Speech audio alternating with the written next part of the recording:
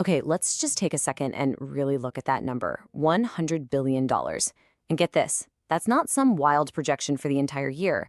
No, that is the actual gross merchandise volume that Shopify merchants cleared in just the first quarter of 2026 alone. I mean, it's absolutely staggering, right? It totally proves the sheer scale of the e-commerce opportunity that's happening right now before we even start breaking things down.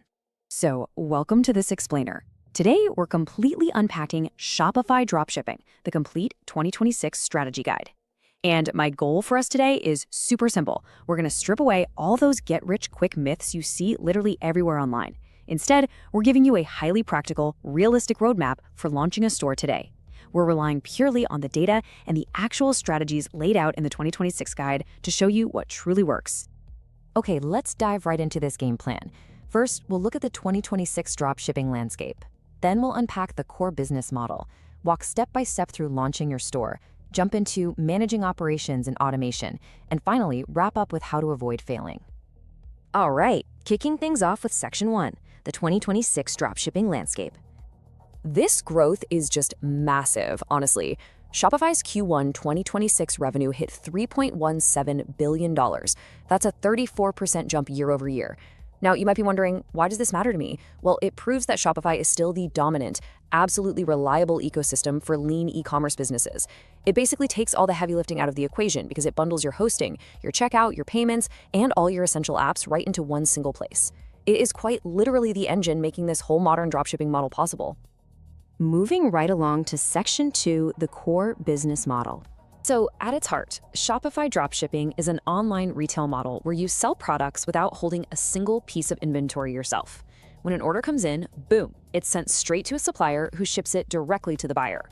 It's really vital to understand this fundamental divide here. The supplier handles the physical fulfillment, the packing and shipping, while you handle the branding, the marketing, and the customer experience. Basically, you are the digital storefront and they are the warehouse.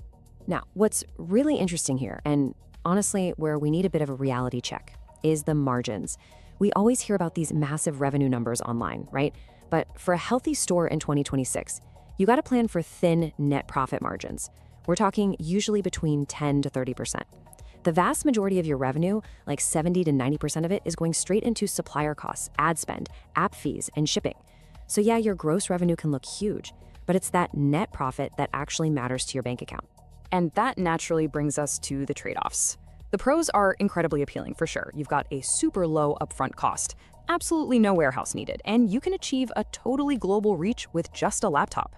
But we have to look at the cons. Thinner margins, high supplier dependency, and limited control of your packaging.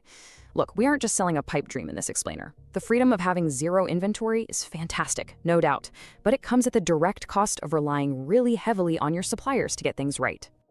All right, shifting gears to Section 3, steps to launch your store.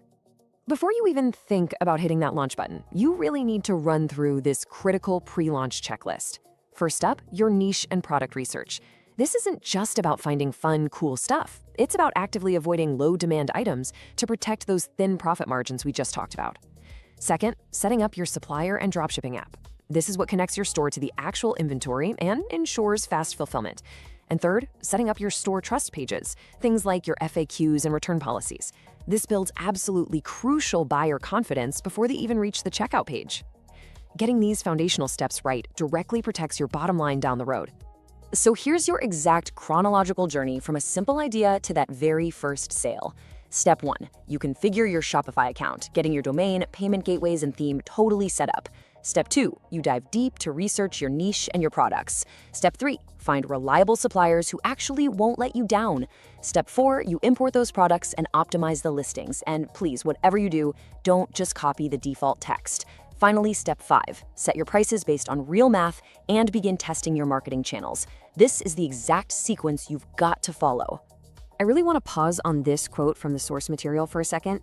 Avoid ultra-commoditized items where everyone sells the same product at the same price. Seriously, if you're selling the exact same generic widget as 100 other stores, you are just racing to the bottom on price. The winning strategy for 2026 is to combine evergreen products with trend-based items. You want to find niches with truly passionate communities. Maybe it's pet enrichment toys or sustainable kitchen tools. That way, you escape that brutal high competition and actually build a brand people care about. Okay, let's jump into Section 4, Managing Operations and Automation. Welcome to the engine room of your business. This is what happens on a daily basis after you successfully launch and finally get those first orders rolling in. To survive the daily chaos in 2026, automation is just absolutely essential. Tools like eSync handle the massive heavy lifting required to keep your data accurate. Just look at these features: real-time stock and price monitoring, auto-ordering, smart repricing rules. Remember, your supplier's prices and stock levels are constantly fluctuating.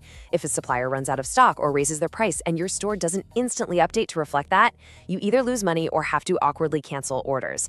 Automation is what safeguards your margins and your reputation.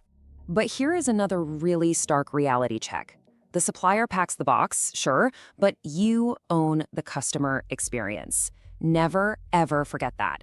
Answering delivery questions, processing refunds, clearly communicating delays, handling disputes, that is entirely your responsibility as the store owner.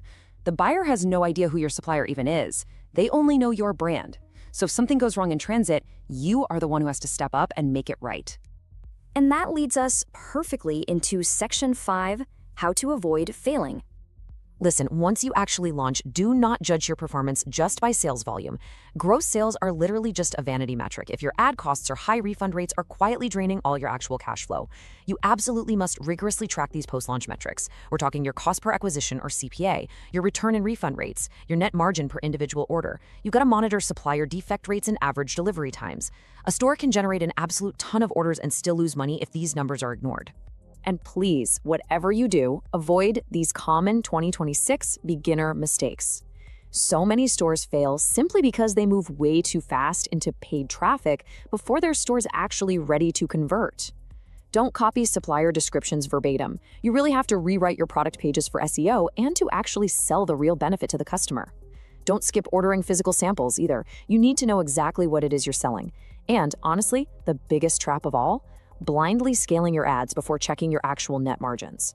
Do not scale a product that has a terrible return rate or just eats up all your cash and ad spend. So, what does this all mean? The crucial point we are left with is this big question from the source's FAQ. Is Shopify dropshipping still actually worth starting in 2026?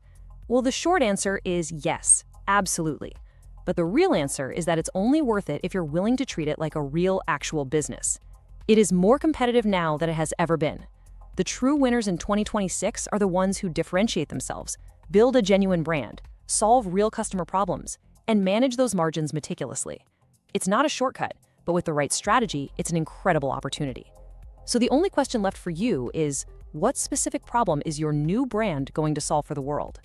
Thanks so much for joining me on this explainer, and I really hope this gives you the focus you need to get out there and get